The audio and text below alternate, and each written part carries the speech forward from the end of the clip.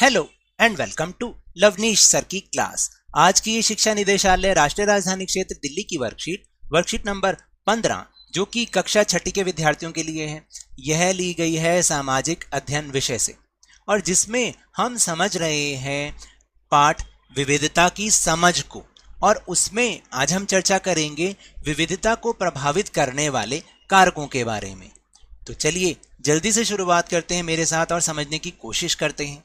देखिए, आपको याद है पिछली वर्कशीट में हमने विविधता के बारे में थोड़ा बहुत समझा था कि यानी कि भारत एक विविधताओं से भरा देश है। यहाँ पर बहुत सारी विभिन्नताएं हैं, हर चीज़ में विभिन्नता, मौसमों में विभिन्नता, जलवायु में विभिन्नता, लोगों के पहनने ओढ़ने में विभिन्नता, खाने पीने में विभिन्नता, और जो उनके रीति रिवाज हैं, परंपराएं, उनमें भी विभिन्नता है।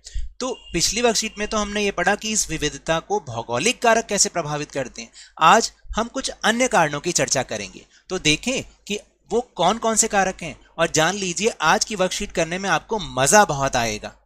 ठीक है, तो देखते हैं कि क्या है वो कारक।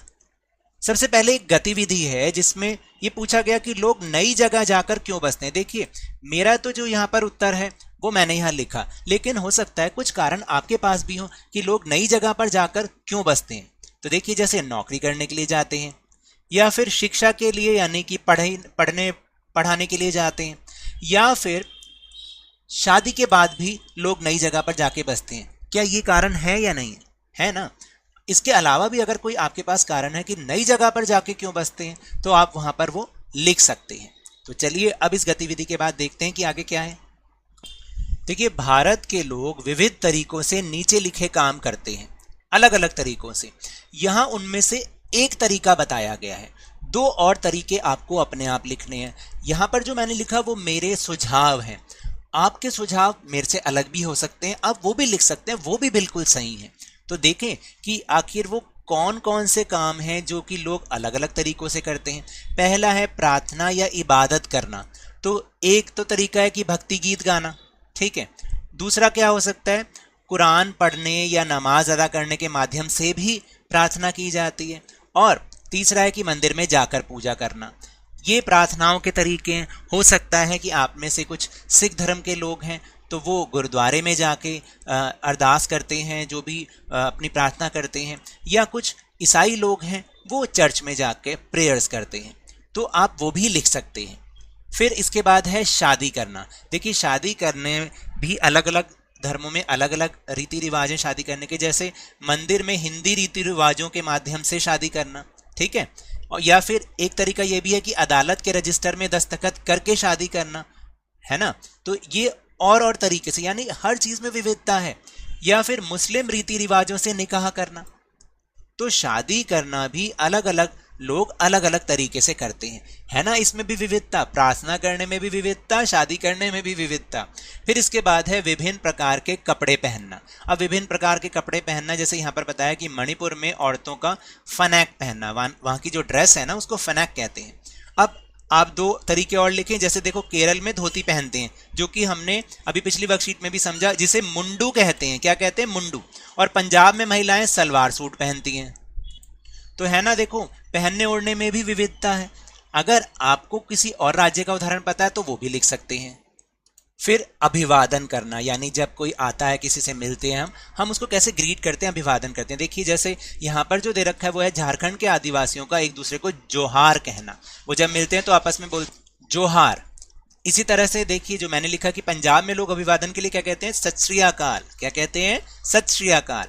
और उत्तर प्रदेश में अभिवादन के लिए नमस्ते कहते हैं। और ज़्यादातर जो उत्तरी भारत है उसमें बहुत सारे लोग अभिवादन के लिए नमस्ते कहते हैं। फिर इसमें भी विविधता हो गई, यानी किसी से मिल रहे हैं और कुछ बोल रहे हैं, उसमें भी विविधता है। भाई, जो मुस्लिम लोग हैं वो क्या कहते हैं? वालेकुम अस्सलाम, नहीं अस्सलाम वालेकुम, ऐसे ही बोलते हैं ना। और चावल पकाना, चावल पकाने में देखो कैसे विविधता है। और जैसे इसमें मीट या सब्जी डालकर बिरयानी पकाना, एक तो ये तरीका है। फिर और क्या तरीके हो सकते हैं? जैसे मटर गोभी के वेज पुलाव बनाना, और या फिर दाल के साथ उबले चावल बनाकर। तो चावल बनाने में भी विविधता, यानी कि खाने पीने में भी विविधता, हर चीज में विविधता। तो देखिए, लोग नौकरी, व्यापार तथा सुरक्षा की तलाश में नई जगह जाकर बसते हैं, जैसे जो ऊपर अभी गतिविधि थी। नई जगह पर भौगोलिक कारणों से लोगों के रहन सहन में थोड़ा बदलाव आ जाता है। यानी मान लीजिए कोई दक्षिण भारत का व्यक्ति है, जब वो उत्तर भारत में आके रहता है, किसी भी कारण से आकर रहता है, तो उसके रहने सहने में, उसके पहनने ओढ़ने में थोड़ा बदलाव जरूर आता है। कुछ चीज़ों में लोग पुराने ढर्रे पर चलते रहते हैं, यानी पुराने तरीके से ही चलते रहते हैं। इस तरह उनकी भाषा, भोजन, संगीत, धर्म आदि में नए और पुराने का मिश्रण होता रहता है। यानी उनका जो ट्रेडिशन है, उनका जो रहने सहने का ढंग है, उनका जो परंपराएं, वो थोड़ी सी मिक्स्ड हो जाती हैं, कुछ यहाँ की कुछ वहाँ की। अलग अलग क्षेत्रों का विकास देखें तो हमें पता चलेगा कि किस तरह विभिन्न सांस्कृतिक प्रभावों ने वहां के जीवन और संस्कृति को आकार देने में योगदान दिया है। और जब हम ये देखते हैं, इसलिए तो हम कहते हैं कि भारत विविधताओं भरा देश है। हर जगह आपको हर प्रकार के व्यक्ति मिलेंगे। इस तरह से कई क्षेत्र अपने विशिष्ट इतिहास के कारण विविधता संपन्न हो जाते हैं, लेकिन कई क्षेत्र ऐसे भी हैं जो कि अपने विशिष्ट इतिहास के कारण वो उनका हर जगह नाम होता है। तो ये थी विविधता, हर चीज में विविधता। विविधता होना बहुत अच्छी बात है, क्योंकि जब हम अलग अलग प्रकार के लोगों से मिलेंगे तो हमें उनसे कुछ ना कुछ अच्छा ही सीखने को मिलेगा। तो ये तो थी आज की वर्कशीट। अगर मेरे इस तरह समझाने से अब आपको समझ में आने लगा है तो इस चैनल और वीडियो को लाइक दीजिए, शेयर कीजिए, सब्सक्राइब कीजिए और जल्दी से जल्दी अपने इस चैनल लवनीश सर की क्लास के सब्सक्राइबर्स को 50K यानी 50,000 तक पहुंचा दीजिए। लेकिन याद रखिएगा, घर से बाहर निकलते समय मास्क अवश्य लगाना है, नियमित रूप से अपने हाथों को साबुन और पानी से धोते रहना है, और जब भी आपकी बारी आए कोरोना का टीकाकरण जरूर करवाना है, क्योंकि कोरोना को हराना है और जिंदगी को एक बार फिर से सुहाना बनाना है, और उसके बाद स्कूल भी जाना है। इसी उम्मीद के साथ बहुत बहुत धन्यवाद।